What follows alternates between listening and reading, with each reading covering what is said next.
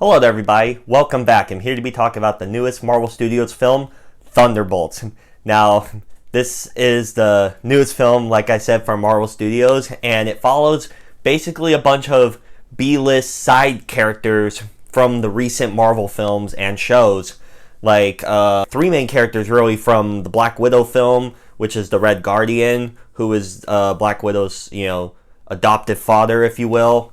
Her sister Yelena, who is the new Black Widow, Taskmaster, and then also from the Falcon Winter Soldier show, obviously we have Bucky, who is a big namestay. He's probably the biggest well-known character that's in this roster, along with the U.S. agent, who was Discount Captain America and is now just kind of his own thing. And there's also this government figure, the Valentina lady, who we've been seeing pop up in some of these other projects here and there, as kind of like a potential antagonist, if you will. And it follows all of them being thrusted together to team up to stop this new big threat. And going to see this film, I didn't really watch that much marketing for it, and I had confidence that it would be good, because this is going to sound silly, but I've noticed a trend on how Marvel tends to rotate in terms of when they make great content and then bad content or mediocre content. And it tends to rotate every other project that they make, especially looking at their movies. And we've seen this trend go on for a while.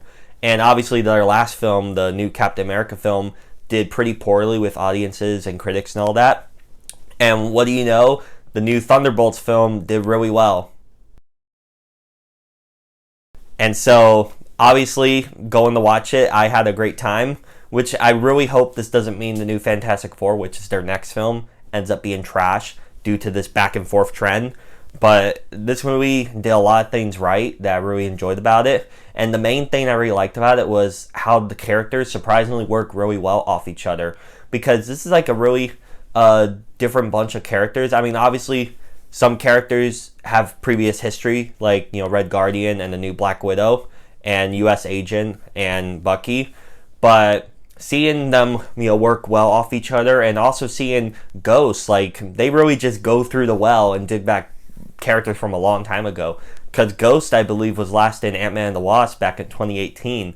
So seeing their banter and them working out through this stuff, there was a lot of comedic moments. Like, there was this one scene in an elevator which was similar to the Emperor's New Groove, how they were like back to back climbing up a rock or something. It was similar to that, which was hilarious. There's this new character that I really want to give a shout out to, who Lewis Pullman plays, and he plays like three different characters, because he plays, Bob is what he's called, is like the normal dude, and there's different personalities and stuff, because you learn more about what happened with him. And obviously we heard Sentries in the film, and then this dark entity called the Void, and how the actor portrays each version, really well done. And also, speaking of that, it really delves into some great messaging that I took away from it, which obviously it deals a lot about mental illness and stuff. And obviously this dude's not all right, and there's like a lot of issues that he's gone through and stuff. And also for the new Black Widow, Yelena, I noticed like she was really depressed and just sad about how things have turned out for her and her dealing with her trauma. And everyone in the cast has done bad stuff and have trauma that they're trying to unpack, but her specifically, moments that just really hit home because of how I've been in the past and stuff. And obviously I'm doing better and everything, but just seeing it portrayed, and other people that are probably not feeling so great about themselves and are in a dark place as well, just to see it portrayed on film and have a positive ending, and just the camaraderie and stuff, it really meant a lot to me to see that. And that's really what elevated the film to make it just great, and I really enjoyed that. Now, I did hear some complaints that there isn't that much action, which, yes, the action, there isn't too much of it, if you will, but for, like, the main thing that I was really digging was basically the characters working well off each other, the main messaging, and that stuff really, held up for me, and I really appreciated that. So it didn't need to be all action heavy. Also, I did say I think it's hilarious how the Valentina lady, like, it really with the political stuff about them trying to impeach her and, you know, corrupt, shady stuff that she does. And, you know, it was kind of like a really funny thing on how, you know, everything is nowadays with politics and stuff.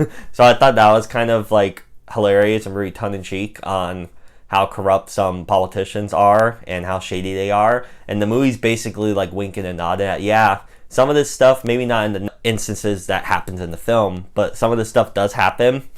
And it's just like how corrupt people are in politics. So I thought that was funny when I was watching it. And yeah, this film was just a lot of fun. I really enjoyed, like I said, seeing the characters banter off one another. The action that we did have was great. I kind of wish Bucky was with the team a bit more, because he's kind of benched until near the end of the second and beginning of the third act. But still, I did enjoy that. I was disappointed with how one of the characters was treated.